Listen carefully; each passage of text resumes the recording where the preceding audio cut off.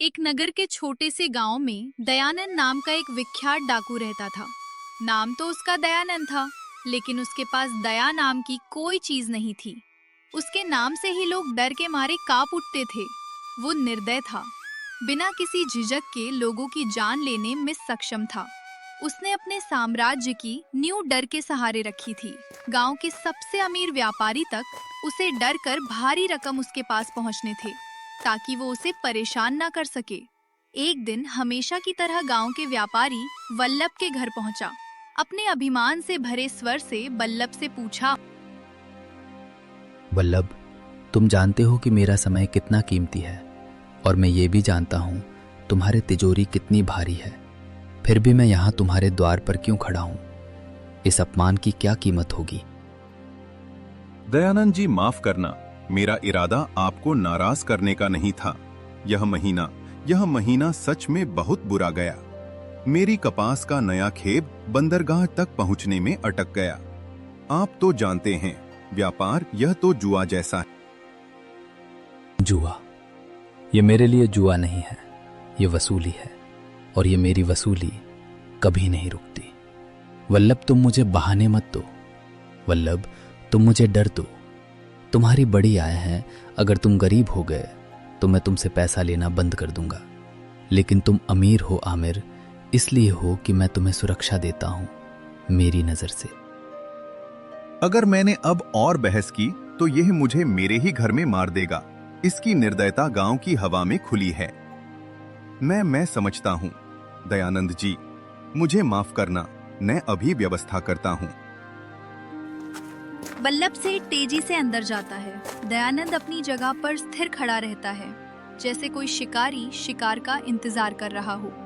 कुछ देर बाद वल्लभ सेठ नोटों की गाड़ी लेकर आता है। ये लीजिए, ये हिस्सा है विलंब के लिए 2 गुना जुर्माना।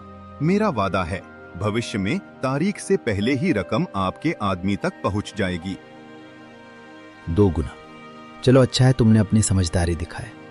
लेकिन याद रखना, यह पैसा मेरे पास सिर्फ दौलत बनकर नहीं आता, ये मेरी ताकत का प्रमाण है। जब तक तुम मुझे ये देते रहोगे, जब तक तुम सुरक्षित हो। जिस दिन तुम्हारा डर खत्म हुआ, उस दिन तुम्हारा वजूद खत्म हो जाएगा। मेरा नाम ही मेरा कानून है, और मेरा कानून है मेरा ही कानून। सबसे बड़ा हथियार होता है। दयानंद अकड़ता हुआ पैसा लेकर चला जाता है। वल्लभ सेठ द्वारा बंद कर वही जमीन पर बैठ जाता है। दयानंद का घर एक किला जैसा है, जिसकी दीवारों पर वर्षों से लूटी गई हुई प्राचीन तलवारें और बंदूक तंगी हुई है। दयानंद अपने सोने के देर के पास बैठा है। अमरेश अपने पिता से शारीरिक रूप मजबूत दिखना शुरू हो गया है, पर उसकी आंखों में गहरी उदासी है। अमरेश, इधर आओ। तुम्हें समझना होगा कि हम बाकी गांव वालों की तरह नहीं हैं। हम शासक हैं। पिताजी, हम शासक नहीं हैं, हम डाकू हैं। जुबान संभाल कर बात करो, या काम डकैती नहीं है, या हमारी परंपरा है। इसकी शुरुआत हमारे पर दादा ने की थी। तुम्हारे दादा ने ऐसे ऊंचाई दी, और तुम इसे अब आगे बढ़ोगे। तुम समझते क्यों नहीं है कि यह तुम्हारी नियत है? मुझे ये नियति पसंद नहीं है पिताजी। आप मुझे तलवार चलाना, लोगों को धमकी देना, और रात के अंधेरे में दीवारें फोड़ना सीख रहे हैं। दिन का उजाला गरीबों के लिए है, जो पसीना बहते हैं। हम वह है जो रातों रात मेहनत बटोरते हैं। तुम्हें पता है, तुम्हारे दादाजी ने एक बार। दयानंद उसे एक कहानी सुनने लगता है, जो 10 मिनट तक चलती है, जो क्रूरता और बहादुरी का मिश्रण है। तो देखा तुमने, यही तुम्हारी शक्ति है। तुम किसी की आंखों में देखते हो और उसे एहसास करते हो कि तुम उसकी जान लेने में सक्षम हो। तभी तुम्हें असली ताकत मिलती है। यह सिर्फ पैसा नहीं है, वर्चस्व बनाए रखने के लिए। इनकी ताकत इनकी सोने में नहीं, इनकी भ्रम में है। ये कभी नहीं बदलेंगे जब तक उनकी ना दी जाए। पिताजी, मुझे और अब चोरी करने का कोई कारण नहीं दिखता। आप धन से भरे हैं। अब हमें एक बाजार में बड़ा सा गोदाम खरीदना चाहिए। हम अनाज खरीद कर बेच सकते हैं। हम एक व्यापारी बन सकते हैं। वेद व्यापारी? क्या तुम मुझसे मजाक कर रहे हो? वो काम कमजोर करते हैं, हम तो वो हैं जिनके नाम से व्यापारी पेंट गीली करते हैं। चोरी करना मजबूरी नहीं, ये पेशा है। ये सिर्फ पेट भरने के लिए नहीं किया जाता, ये रुतबा बने करने के लिए रखा किया जाता है। जाओ इस दुनिया में अपनी ईमानदारी अपनाओ। मैं चुनौती देता हूँ, जाओ और मेहनत करके 1 रुपया कमाओ। तुम्हें 1 महीना देता हूँ। जब तुम भूख से मारोगे, जब तुम्हारे कपड़े फटे होंगे, जब तुम्हें लोग ठुकराएंगे, तब तुम मेरे पास लौटोगे और मैं हंसूंगा। मैं तुम्हें गले लगाऊंगा और तुम खुद स्वीकारोगे कि दयानंद का रास्ता ही एक रास्ता है। मैं आपको गलत साबित करूंगा। मैं तभी लौटूंगा जब आप समझेंगे ईमानदारी की जिंदगी क्या होती है। कुछ नहीं कहता, बस एक झोला लेकर रात के अंधेरे में घर छोड़कर चला जाता है। दयानंद उसकी पीठ देखकर एक बार घमंडी आवाज में हंसता है। अमरीश कई दिनों तक गांव में घूमता है। उसके शरीर की बनावट है यह बताती है कि वो बलवान है, लेकिन उसके चेहरे पर पिता की पहचान का कलंक साफ झलकता है। माँ जी, मैं बहुत मेहनत कर सकता हूँ। क्या आप मुझे दूध के बर्तन पहुंचाने के काम पर रख सकती हैं? मैं सुबह जल्दी उठ सकता हूँ। हे राम, तुम उसे डाकू दयानंद के बेटे हो? हाँ हूँ, लेकिन मैं उसके जैसा नहीं हूँ। मैं काम करना चाहता हूँ। तुम डाकू के बेटे हो। अगर मैं तुम्हें काम दिया, तुमने मेरी दुकान लूट ली, तो याद, आनंद को पता चला कि तू मेरे लिए काम कर रहे हो, तो वो मुझे ही मार डालेगा। मेरे घर में 5 बच्चे हैं बेटा, तुम यहाँ से जाओ, मेरी दुकान पर मत दिखाना। अमरीश उदास होकर जाता है। वो एक बढ़ई शिवराम के पास पहुंचता है। दादाजी, लकड़ी का काम सिखा दीजिए। मैं बिना वेतन के काम करूंगा, बस मुझे सिखा दीजिए। तुम बलवान हो बेटा, और तुम्हारे हाथ में औजार नहीं तलवार का निशान दिखता है। और मैं बूढ़ा हूं, मैं दयानंद से लड़ाई नहीं कर सकता। अगर मैं तुम्हें काम दिया तो गांव में कोई मेरे पास लकड़ी का काम करवाने नहीं आएगा, वो सब डरेंगे। जाओ बेटा, अपनी किस्मत कहीं और आजमा। अमरीश अपने सबसे सच्चे दोस्त मोहन के पास जाता है। मोहन, तू मेरा सबसे अच्छा दोस्त है, तू मुझे कोई काम दिला। अमरीश, तू मेरी मजबूरी क्यों नहीं समझता? तू डाकू का बेटा है। जब तू मेरे साथ चलता है तो लोग मेरे ऊपर भी शक करते हैं। अगर सेठ जी को पता चला कि मैं डाकू के बेटे के साथ दोस्ती रखता हूं, तो वो मुझे नौकरी से निकाल देगा। तू जा यहां से, तू हमारे समाज का हिस्सा नहीं। ये बात अमरीश को अंदर तक तोड़ देती है। ये कैसी दुनिया है? मैंने चोरी नहीं की, फिर भी मैं चोर हूं। मेरे पिता का नाम मेरे नियति बन गया है। मेरा पसीना, मेरा ईमानदारी, सब बेकार है। इस गांव में मुझे मेरे पिता की वजह से ठुकरा देते हैं। अमरीश कई दिनों बाद पूरी तरह टूटकर घर लौटता है। वो थका हुआ है, भूखा भी। दयानंद पहले से उसका इंतजार कर रहा है। वो देखो कौन आया, मेरा ईमानदार बेटा। क्या तुम वापस आ गए कि अभी भी दुनिया में ईमानदारी ढूंढ रहे हो? क्या तुम भूखे हो? क्या मतलब? ये कि आपने जीत हासिल नहीं की, मैं इसलिए नहीं लौटा। मुझे चोरी पसंद है। मैं इसलिए लौट कि मुझे इस गांव ने ठुकरा दिया। कोई मुझे काम नहीं देगा, कोई मुझे स्वीकार नहीं करेगा, और वो मानते हैं कि मैं आपके जैसा हूं। मैं आपकी पहचान से घृणा करता हूं पिताजी। आपने सिर्फ सोना नहीं लूट, आपने मेरा भविष्य लूट लिया। ये दुनिया ऐसी है, तुम इसे बदल नहीं सकते। तुम डाकू के बेटे हो, तुम्हें डाकू ही बनना पड़ेगा। मैं नहीं बनूंगा। मैं इस गांव को छोड़कर कहीं और चला जाऊंगा, एक ऐसी जगह जहां दयानंद डाकू को ना जानता हो। जाओ, लेकिन जब तुम्हारी भूख तुम्हें खा जाएगी, जब गरीबी तुम्हें सड़क पर ले आएगी, तब याद रखना, यह तुम्हारे मूर्ख आदर्श की वजह से होगा। तुम लौटकर खुद मेरे पैरों में गिरोगे। मैं कभी लौटकर नहीं हूं पिताजी। मैं तभी लौटूंगा जब आप समझेंगे कि इंसान दूसरों को लौटकर जीने के लिए मजबूर नहीं होता है। मैं आप में एक बदलाव देखूंगा। अमरीश अंतिम बार अपने पिता को देखता है और हमेशा के लिए चला जाता है। दयानंद इस बार हंसता नहीं है। उसके मन में पहली बार अशांति का भाव आता है। वो अपने चुपचाप सोने को देखता है और जीवन में पहली बार उसे याद सोना भारी लगने लगता है। गांव से दूर एक नदी के किनारे अमरीश को एक पीपल के पेड़ के नीचे बैठे कबीर साहब जी मिलते हैं।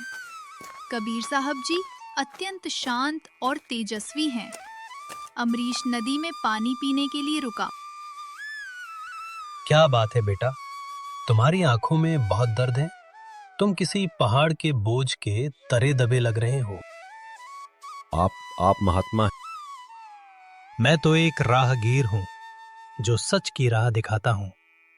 तुम्हारा बोझ तुम्हारे पिता का नाम है ना? आप कैसे जानते हो? जानता हूं कि तुम्हारे पिता दयानंद ने डर को अपना धर्म बना लिया है। वो सोचते हैं कि डर ताकत है, लेकिन डर सिर्फ एक जेल है बेटा। एक ऐसी जेल जिसमें वो और सारा गांव कैद। लेकिन मैं क्या करूं? उन्होंने मुझे ठुकराया, समाज ने मुझे ठुकराया।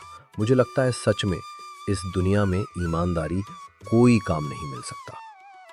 नहीं काम मिलता है, लेकिन तुम्हारे पिता ने जो डर तुम्हारे पिता ने फैलाया है वो तुम्हारी ईमानदारी को देखने नहीं देता। तुम्हारे पिता तभी बदलेंगे जब उनका दर्पण टूटेगा। पाप पुण्य सब झूठ है। जब तक ना हो ज्ञान, अपने मन के दोष से जग में मिले न मान। तुम्हारा पिता दुनिया से लुटाता है क्योंकि वो मानता है कि वो सबसे ऊपर है। जब उसे कोई लूटेगा, जब उसे कोई ठुकराएगी, तब उसे एहसास होगा कि तुमने क्या झेला है। बदलाव सिर्फ उद्देश्य नहीं आता है बेटा, वो अनुभव से आता है। तुम्हें अपने पिता के लिए वही अनुभव तैयार करना होगा जो तुम्हारे लिए किया है। पर क्या ये चोरी करना सही होगा? तुम्हारा कर्म चोरी नहीं, सबक देना होगा। तुम वो धन वापस कर दोगे, तुम में दर्पण दिखाओगे, तुम वो माध्यम बनोगे जिससे उनका अहंकार टूटेगा और उनका मन भक्ति की ओर मुड़ेगा। ये तुम्हारे लिए सबसे बड़ा त्याग होगा। अमरीश कबीर साहब जी से दीक्षा लेता है। उसे एक नया उद्देश्य मिलता है। वो अपने पिता के सबक के लिए वापस लौटता है। कुछ दिनों बाद अमरीश रात के अंधेरे में वल्लभ सेठ के घर में घुसता है। वो अब कुशल कर बन गया है क्योंकि उसने अपने पिता सारे प्रशासन को उलट दिया है। चोरी न करने के लिए नहीं, बल्कि सबक सिखाने के लिए वो वल्लभ सेठ के घर से लाखों का धन चुरा लेता है। अगली सुबह गांव हाहाकार मच जाता है। लाखों की चोरी हो गई, सब चला गया। ये दयानंद ने किया है। शांति खत्म, वो वापस आ गया है। दयानंद जो अपने घर पर आत्मचिंतन कर रहा था, ये सुनकर हैरान रह जाता है। यह मैंने नहीं किया। मैंने कुछ दिनों से चोरी के बारे में सोच भी नहीं रहा था। क्या और कोई डाकू आ गया है? दयानंद वल्लभ सेठ के पास सफाई देने जाता है। वल्लभ, मेरी बात सुनो। मैं कसम खाकर कहता हूँ कि यह चोरी मैं नहीं किया है। झूठा डाकू, तूने ही किया है। तुझसे ज्यादा क्रूर कौन है? तूने मुझे वर्षों तक लूटा है। अब तो तूने मेरे सब कुछ ले लिया चोर। दयानंद अपमानित होकर लौटता है। पहली बार उसे एहसास होता है निर्दोष होते हुए भी अपराधी कहलन का दर्द क्या होता है।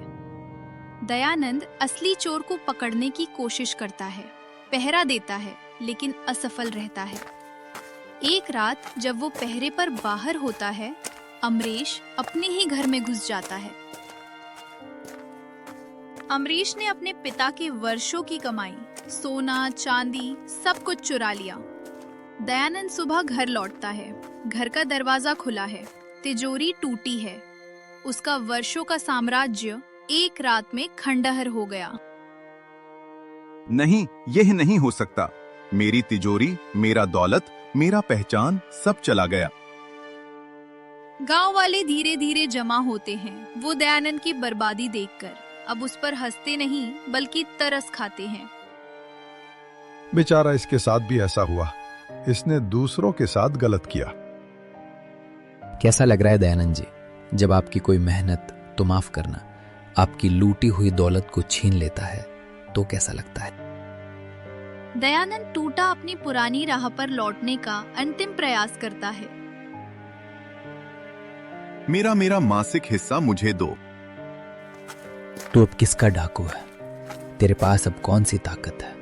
अब जा, तेरी जगह मेरे सामने जमीन पर है। दयानंद को पहली बार एहसास होता है कि डर ही उसकी ताकत, और अब डर चला गया है तो कुछ भी नहीं है। उसी क्षण अमरीश साफ सुथरे कपड़े पहनकर गांव में आता है। दयानंद अपने बेटे को देखकर दौड़ता है और उसे गले लगा लेता है। अमरीश, तुम आ गए। देखो, मैंने सब कुछ खो दिया। मैं अब कुछ नहीं हूं। मैं जानता हूं आपको इसी पल की जरूरत थी पिताजी।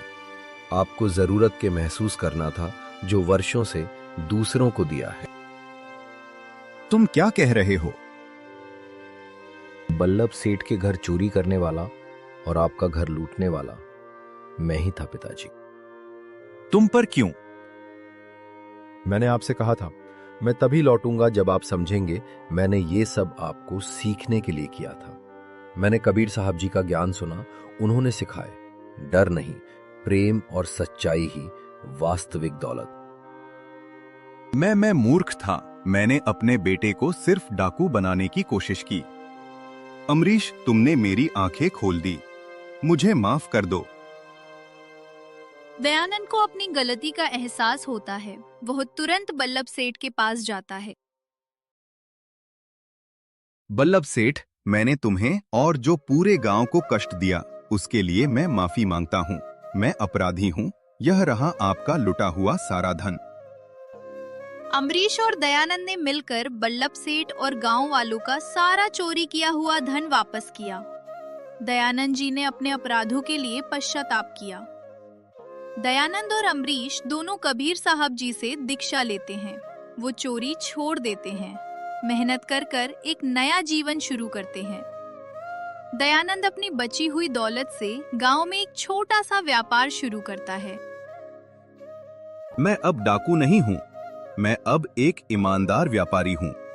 मैं वादा करता हूं, मैं अपने पापों का पछता तब करता रहूंगा। गांव वाले जो कभी उनसे डरते थे, अब उन्हें प्रेम और सम्मान से देखते हैं। दयानंद और अमरीश भक्ति और ईमानदारी के रास्ते पर चलकर एक सच्चा सम्मानित जीवन जीते हैं। और अमरीश की मेहनत रंग लाती है और दयानंद को अपने पुत्र पर गर्व होता है। देखा पिताजी, मेहनत ही सबसे बड़ा हथियार है।